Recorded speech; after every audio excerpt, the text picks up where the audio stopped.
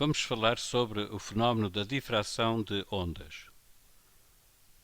Temos aqui representado nesta animação a propagação de ondas planas que, provenientes da esquerda, caminham para a direita e, a determinada altura, sofrem aqui a interseção por um obstáculo que tem aqui uma fenda. Verifica-se que o movimento ondulatório continua a propagar-se, atravessando a fenda, mas espalhando-se à volta dela. Ou seja, há aqui regiões onde a informação transportada pelo movimento ondulatório, a energia transportada pelo movimento ondulatório, há aqui regiões onde essa energia chega.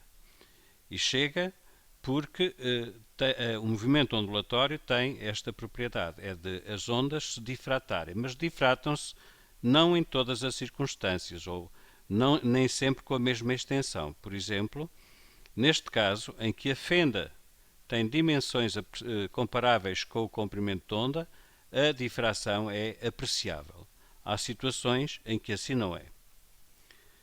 Encontramos na natureza várias situações relacionadas com o fenómeno da difração.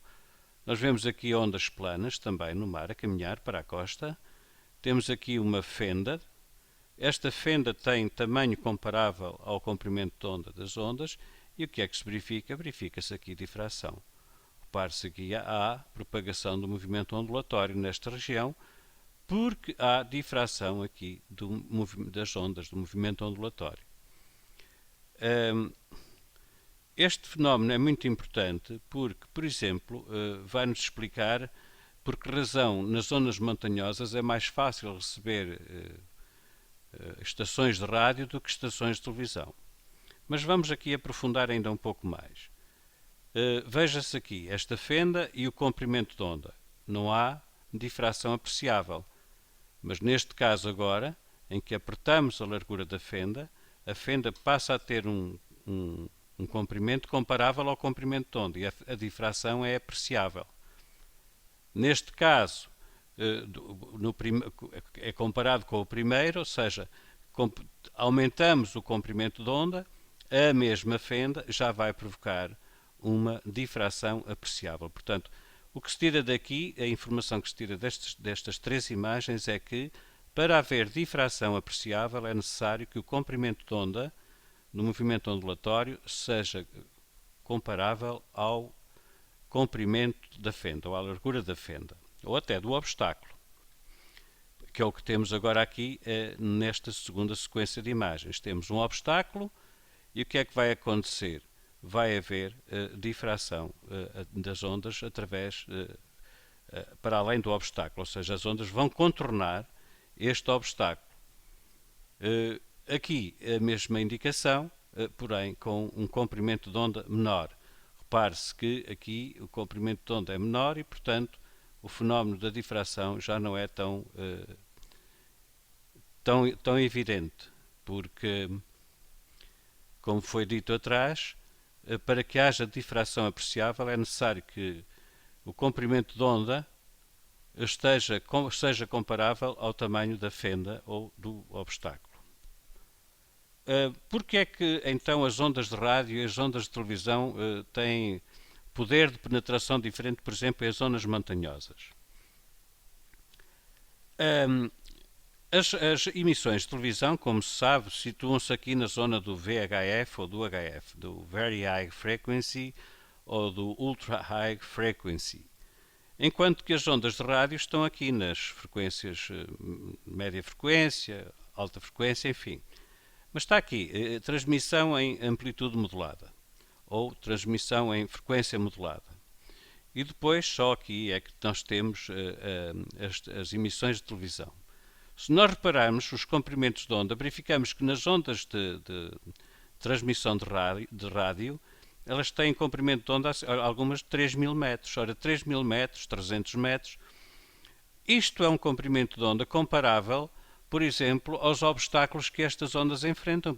Por exemplo, na zona de trás dos montes, temos montes com 300 metros, 500 metros, ou seja, como o tamanho das montanhas é comparável ao comprimento de onda da radiação que está a ser emitida, ela sofre difração apreciável. Sofrendo difração apreciável, ela contorna os montes. Portanto, uma aldeia que esteja por trás de uma montanha em relação ao emissor pode ouvir nitidamente a emissora devido ao fenómeno da difração.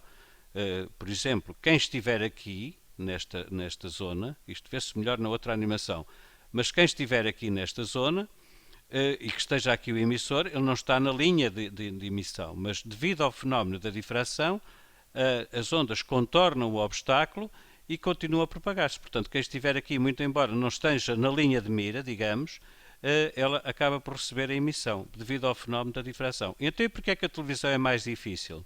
Repare-se que as ondas de televisão, o movimento ondulatório que transporta a informação da televisão é aqui na ordem dos 30 centímetros, 3 metros. Está quase na região das micro-ondas. Por isso, em Trás-os-Montes, é muito mais difícil captar sinais televisivos. Mas temos uma nova tecnologia recente, que é a tecnologia dos telemóveis.